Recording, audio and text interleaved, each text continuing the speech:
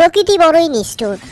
প্রকৃতি কাউকে বাঁচিয়ে দেয়, প্রকৃতি কাউকে উপরে তুলে দেয়। বিষয়টা হয়ে গেছে এরকম, কারো পৌষ মাস কারো সর্বনাশ। বৃষ্টিতে বাংলাদেশের কিছুটা সর্বনাশ হয়ে গেছে। কেননা নিউজিল্যান্ডের বিপক্ষে মরা বাঁচার লড়াই ছিল বাংলাদেশের। টি-20 বিশ্বকাপে কোয়ালিফাই করতে হলে বাংলাদেশ U19 দলকে নিউজিল্যান্ডের বিপক্ষে জয় পেতে হতো। প্রথম 10 ওভারে 51 রান তুলে 1 উইকেট হারায় নিউজিল্যান্ড। আর এরপর বৃষ্টি, সেই বৃষ্টি আর থামেনি। শেষ পর্যন্ত ম্যাচটি পরিত্যক্ত।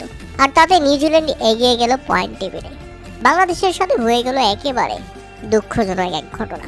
কেননা আমরা যদি পয়েন্ট টেবিল দেখি, 2 ম্যাচ খেলেই কোয়ালিফাই করে ফেলেছে ভারত। বাকি আছে নিউজিল্যান্ড এবং বাংলাদেশ।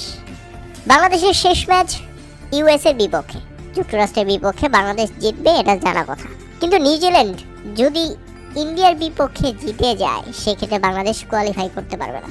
কারণ নিউজিল্যান্ড জিতলে তাদের পয়েন্ট হবে 4, আর বাংলাদেশ যুক্তরাষ্ট্রের বিপক্ষে জিতলেও তাদের পয়েন্ট হবে 3। এ কারণে বাংলাদেশ যুক্তরাষ্ট্রের বিপক্ষে জিতলেও তাকিয়ে থাকতে হবে নিউজিল্যান্ডের বিপক্ষে।